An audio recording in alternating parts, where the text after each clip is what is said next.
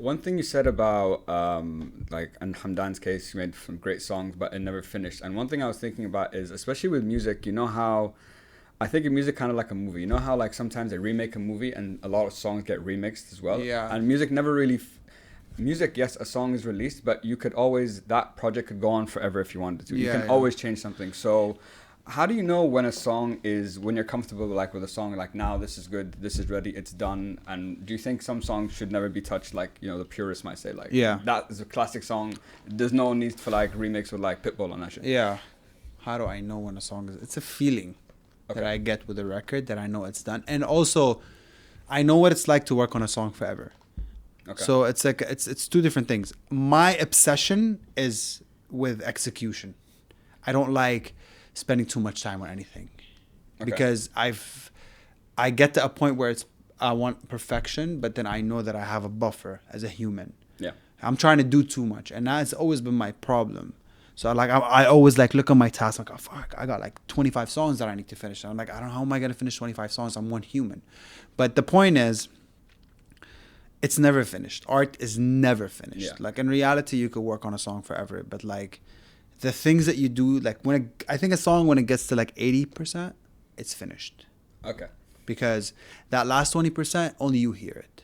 You and the artist and a selected few of like an engineer or like a friend producer of yours that hit you up and go like, that snare, man. Yeah. You could have EQ'd between like, and I'm like, I don't really think anyone heard it. Yeah, yeah. And my one blessing is I am not a technical producer.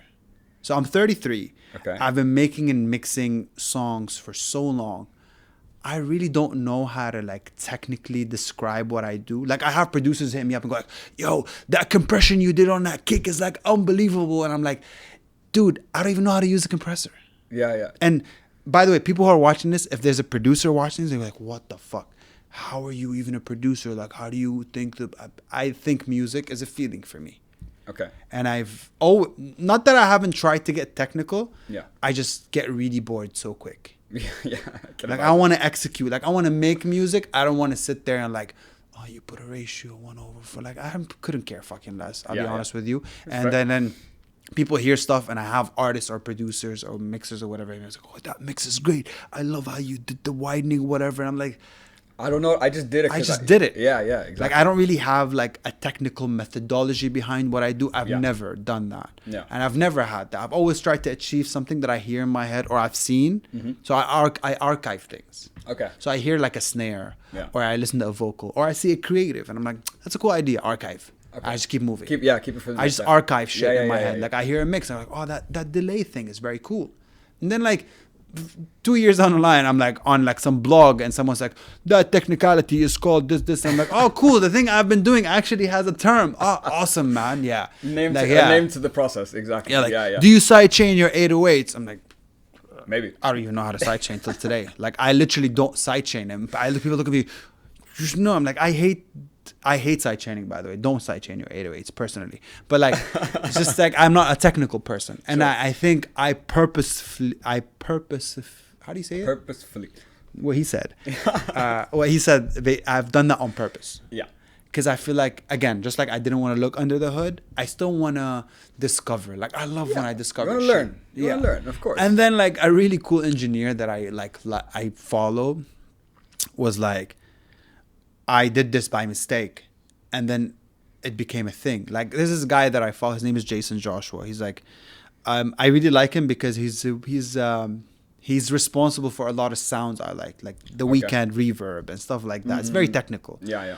And that's maybe the first person that got me into like being technical. Shout out to like a really good friend of mine. His name is Robin. He's an incredible artist. So Rob would call me, like, Robin is an artist, right? First. And then I think he's a great producer too. But Robin would be more technical than me. Like, yeah, like below like 50 hertz, he did one. I'm like, I have no idea what you're saying, Rob. I don't know.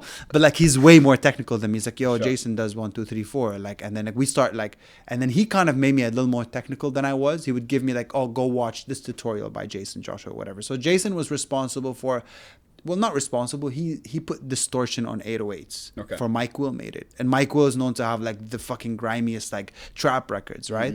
And he said one day, it's like, I did this by mistake. I was kind of like trying to stand out between everybody. And then he's like, don't ever follow the rules, because most of the things that break through are like kind of like wrong. Yeah. So then I realized in art, you're always gonna have that really annoying person in the corner who goes like, oh, you did that, bro. That's kind of like technically wrong. Like, shut the fuck up, man. No, bro. Don't tell. Like, that's why when people hit me, I'm like, what do you think of this? Is this wrong? I'm like, it sounds good. I think that's the criteria for music. Yeah. Does it sound good? If it sounds good, it's right. It's cool. Something you said, once you started, like, for example, learning a bit more about the technical side, do you think that has helped you now in your more, like, in the way you produce, even though you're maybe not aware of it, but understanding it more now, you kind of have a better idea of what you're doing and how you're kind of doing it? Yeah. Once I got more technical, I think it helped me kind of like push the sound to like another like level. Okay. It helped me kind of get my ideas to be a bit more polished to the point where they sound a lot better.